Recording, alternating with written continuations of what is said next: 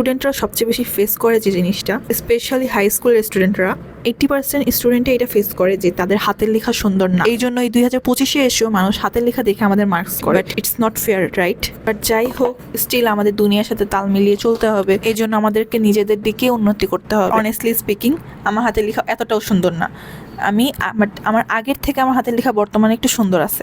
তো এতটুকু সুন্দর করার জন্য আমি কিছু টিপস ফলো করছি। সেগুলো হচ্ছে: 1, হাতের লেখার প্রত্যেকটা অক্ষর সমান এবং সোজা থাকতে হবে। 2, প্রত্যেক দিন অন্তত 1 পেজ, 2 পেজ, 3 পেজ লিখতে হবে। এখন কোশ্চেন থাকতে পারে যে আপু, প্রত্যেক দিন কি 3 পেজ লেখা সম্ভব? বাট ভাই, তুমি লেখাও সুন্দর করতে চাও, আবার সম্ভব অসম্ভব নিয়েও পড়ে থাকো, তাহলে কিভাবে সুন্দর করবো? তো আমি বলি, নলেজও গেইন হবে, লেখাও সুন্দর হবে। কিভাবে?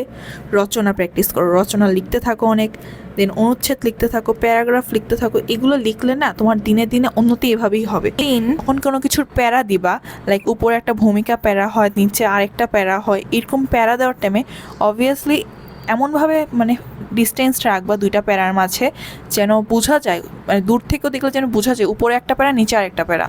আর 4 নাম্বারটা হচ্ছে কলম চেঞ্জ করো। কলম হচ্ছে এমন কলম নাও যেটায় কালি ছিটাবে না, আর কালি স্পষ্ট আর চিকন বের হবে।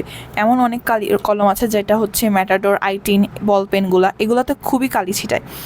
তো এই কালি ছিটানো অনেক সময় আমার কাছে কখনো ছিটায় নাই, বাট আমার যখন পেজের সাথে পেজ লাগতো তখন একটু একটু ভরে যেত। একটা পেজ থেকে অন্য পেজে লেগে যেত।